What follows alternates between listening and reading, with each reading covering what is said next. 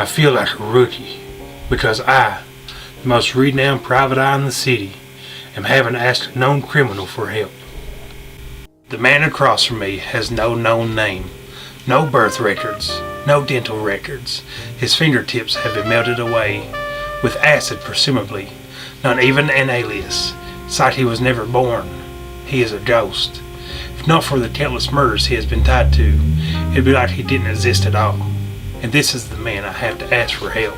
Normally I'd throw him in the slammer without hesitation, but today the DA is willing to cut him a deal. There has been a serial killer running loose in the city for months now. A serial killer who has outwitted the cops with ease. That's when I was called in to offer assistance. Sam Spade, private eye extraordinaire.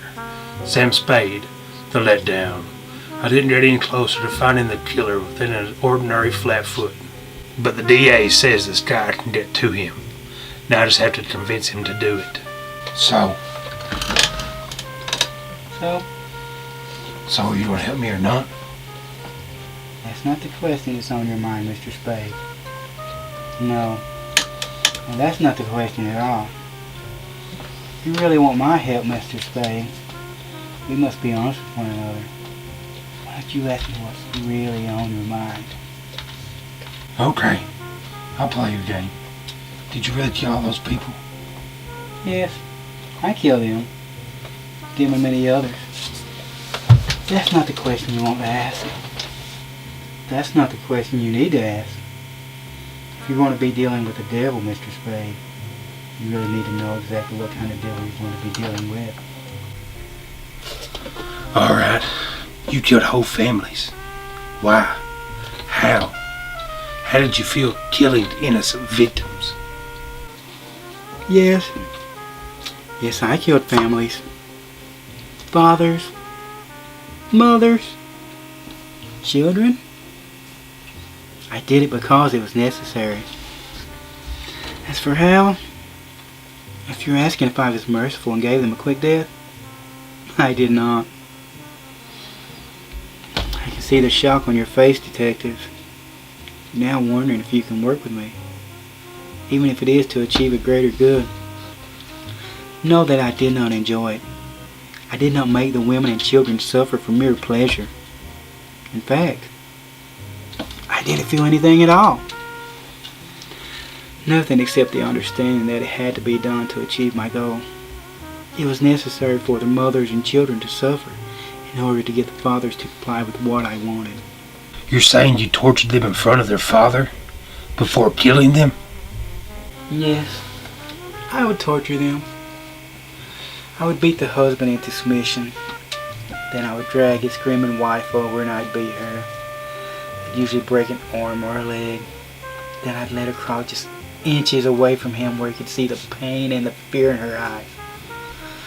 I'd beg and plead over and over, promising to do whatever I wanted. Then I would stomp her head into the floor. Over and over and over again. I stomped and stomped and stomped until her head split open and her brains poured across the floor like strawberry jelly. It has to be done, you see. I knew they would never comply with what I asked. Not until I made an example. Of course, I always made sure there was a son or daughter somewhere in the house before I finished off the wife. She was just to show what I was capable of. Then I would go and bring the kid into the room and lay it on the floor beside its dead mother, still inches away from the grasp of the father.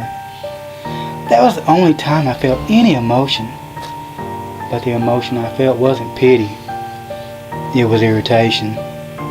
Those damn little brats always have high-pitched voices and they scream non-stop. By this time the father knew what I was capable of. From here it was easy to get him to do whatever I wanted. Pain and fear can convince almost anyone to do almost anything. Simple psychology, really. Of course, I still had to kill the father after I was done. Not because I wanted to, mind you, but because it was necessary. And the children? Did you let the children go? No, I couldn't. I couldn't leave witnesses. Even more, I couldn't leave someone behind who could someday seek vengeance. Someone who may someday undo what I had done. I couldn't. You said freak!